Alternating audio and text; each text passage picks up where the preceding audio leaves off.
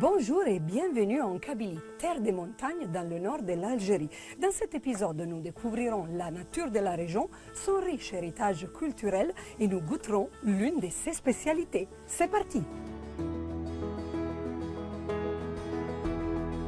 La ville de Béjaïa, à 250 km d'Alger, est nichée entre la mer Méditerranée et les montagnes verdoyantes.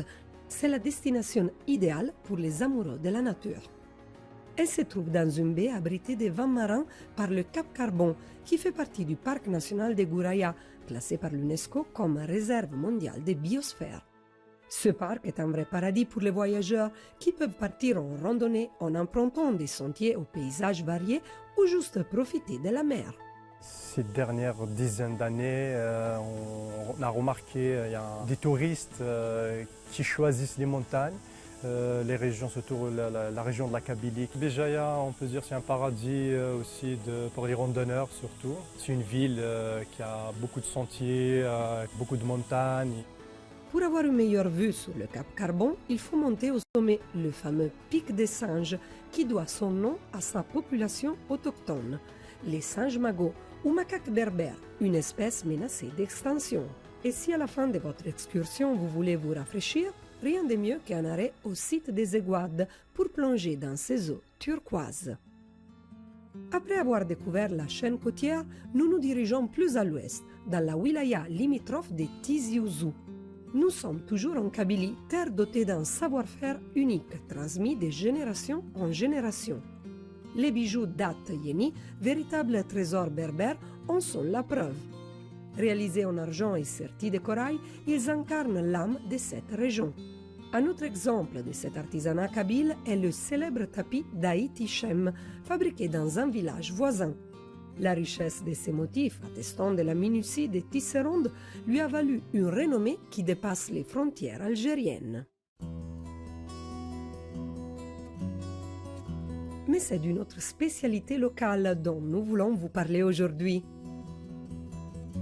Ici aussi, la montagne est la vedette. Et souvent, qui dit montagne dit vache dans les prés. Et qui dit vache dit fromage. Ça vous dit d'aller voir comment il est produit? La fabrication des fromages en Algérie est une filière en plein essor, en particulier dans cette wilaya où le nombre de laiteries, fromageries n'a cessé d'augmenter. Plusieurs familles investissent aujourd'hui dans la production artisanale de fromages, comme celle de Wardia. Wardia a commencé ce travail grâce à son mari, éleveur de vaches. Au début, elle ne produisait que du beurre, puis elle s'est lancée dans la fabrication de fromages. Aujourd'hui, elle en distribue dans tous les pays. Elle n'utilise que des produits 100% locaux, ce qui fait la différence. La qualité du lait, on a une très bonne qualité du lait. Il y a toujours un goût différent par rapport à d'autres fromages. On trouve toujours une autre saveur dans le fromage. Ces fromages sont faits à la main, avec beaucoup d'attention. Et croyez-moi, c'est un travail très méticuleux. Oh, ah oui! Ah oui! Et je le remets dedans là? Oui. J'ai peur de le casser? Ok, top! Je ne sais pas si c'est parce que c'est nous qui l'avons fabriqué ou grâce au lait local, mais ce camembert a un goût unique. C'est trop bon, trop bon.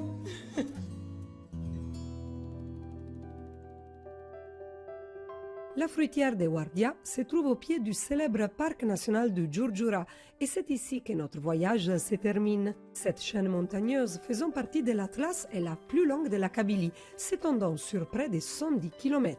Elle abrite des grottes, de vastes forêts et elle est reconnue par l'UNESCO comme une réserve de biosphère.